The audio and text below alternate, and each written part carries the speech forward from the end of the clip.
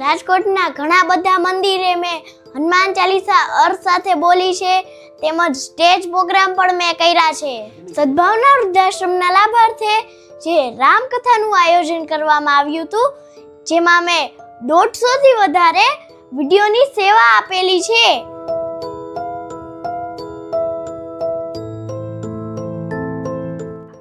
ત્રણ વર્ષનો હતો ને ત્યારથી જ અમે એને જે સવાર સાંજ આપણે પૂજા પાઠ કરાવતા હોય, હનુમાન ચાલીસા બોલાવતા હોય, એ તો બોલાવડાવતા જ. એટલે અચાનક જ પછી એને મોઢે થઈ ગઈ, જેમ બધા બાળકોને થાય. પછી 6 વર્ષનો થયો ને ત્યારે એક દિવસ એણે મને પૂછ્યું કે મમ્મી આ એક ચોપાઈનો અર્થ શું થાય, કેમ કે ચોપાઈ સંસ્કૃતમાં છે અને એનો ગુજરાતી અર્થ શું થાય. ત્યારે ખરેખર મને એવો પોતાને વિચાર આવ્યો કે આ અર્થ તો શીખવાડવા જેવું છે. પછી એક પુસ્તક લઈને પહેલા તો મેં બધું કંઠસ્થ કર્યું અને પછી શૌર્યને શીખવાડ્યું, જેણે લગભગ 10 દિવસમાં જ બધું કંઠસ્થ કરી લીધું. શૌર્યને આમ જેમ જેમ ધાર્મિક જ્ઞાન બધું શીખતો ગયો, એ પછી એને પોતાના જીવનમાં ઘણો બધો ફેરફાર થયો છે. ઘણા બધા કલાકારોને મળ્યો છે, જેમ કે હાલ હેમંતભાઈ ચૌહાણ છે, માયાભાઈ આહિર સાથે પણ એને સ્ટેજ પ્રોગ્રામ કરેલા છે. પછી ખાસ તો સાધુ સંતોની એને અમે ઘણા ખરા મુલાકાત લેવડાવીએ છીએ, જે જુનાગઢમાં છે ઇન્દ્ર ભારતી બાપુ, પછી તોરણિયા છે રાજેન્દ્રદાસ બાપુ, ઘણા બધા સાધુ સંતોને મળેલો છે.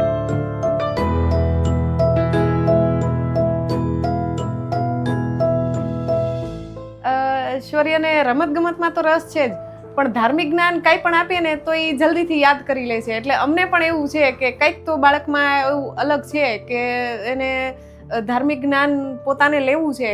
એટલે પછી અમે નવું નવું કંઈ પણ હોય એને શીખવાડતા રહીએ છીએ.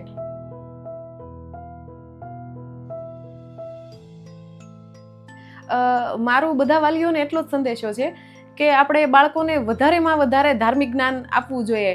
ખાસ કરીને કે અત્યારે બાળકો જે મોબાઈલ તરફ ખેંચાઈ રહ્યા છે, એનાથી દૂર કરીને આપણે દરરોજનો એક સમય એવો ફિક્સ કરીએ કે એટલા સમયમાં બાળકને આ પુસ્તક વાંચવાનું છે.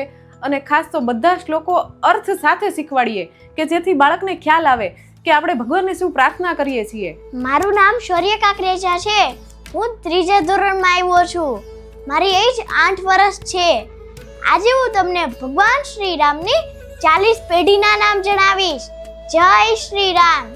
બ્રહ્માજી, મરીચ, કશ્યપ, વિવસ્વાન, મનુ, ઇક્ષ્વાકુ, કુક્ષી, વિકુક્ષી, બાણ, અરણ્ય, પૃથુ, ત્રિશંકુ, ધુંધુમાર, યુનાશ્વ, માંધાતા, સુસંધિ, ધ્રુસંધિ, પ્રસેનજીત, ધ્રુસંધિ, ભરત, અસિત, સગર, અશ્મંજ, અશુમન, દિલીપ, ભગીરથ, કુકુટ્સ, રઘુમા પ્રતાપી રાજા, પ્રવર્ધ, શંખણ, સુદર્શન, અગ્નિવર્ણ, શિગગ્ર, મારુ, પ્રશુશુક, અમરીશ, નહુષ, યયાતિ, નાભાગ, અજ, રાજા દશરથ.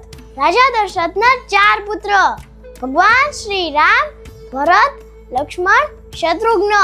ભગવાન શ્રી રામના 2 પુત્ર લવ અને કુશ. જય સિયારામ.